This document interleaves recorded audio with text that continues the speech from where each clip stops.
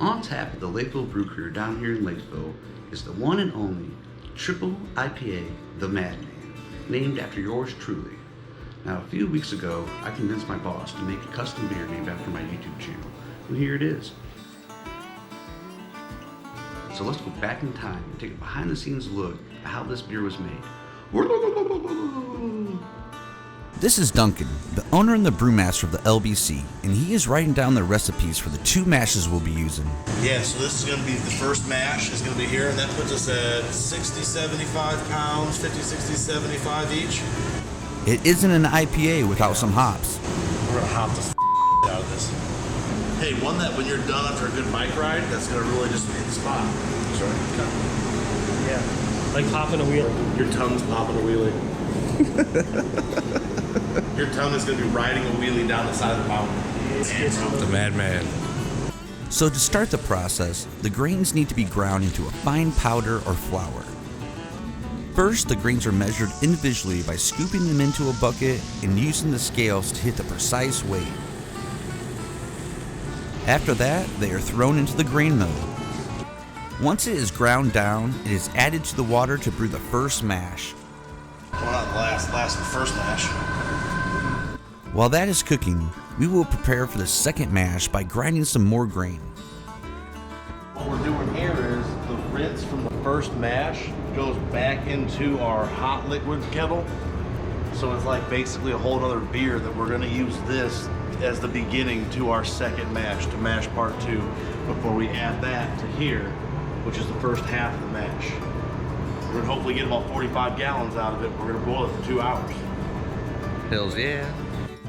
This tool is called a refractometer, and it is used to measure the gravity readings to determine the ABV percentage.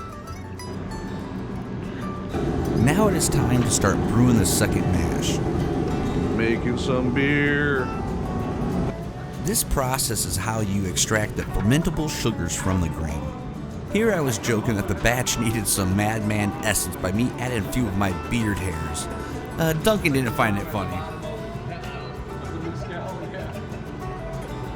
Those are caterpillars, actually, you know? Make sure you don't go too fast.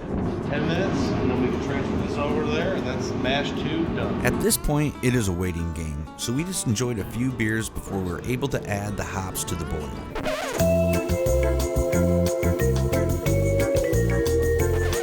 There are 4 different hops in the beer that are added to the boil at different times.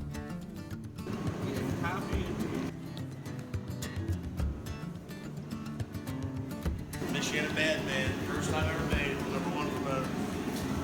We also threw some local harvested honey in there because, why not?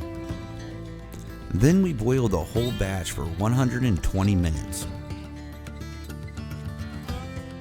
The last process is transferring the boil over to the fermenters. The soon-to-be beer is pumped through these chilled coils and cooled down, and then pumped into the fermenter. Now the sugars and yeast will do their magic over the next couple of weeks. Then the beer is carbonated in the bright tank, and it will be ready to be kegged. The caking process is easy, and once again, the volume is measured by the weight. And in the end, you are left with the final product. Now the ABV came in a little lighter than we thought at only 8.2%, but that is still one strong beer. So if you're down mountain biking at Potato Creek or Rum Village, or heck, if you've never even been here before, make sure to come down and visit us here at LBC and try the Triple IPA Madman. Hey, if I don't see you out on the trails, maybe I'll see you in here. Alright guys, I'll see you next time.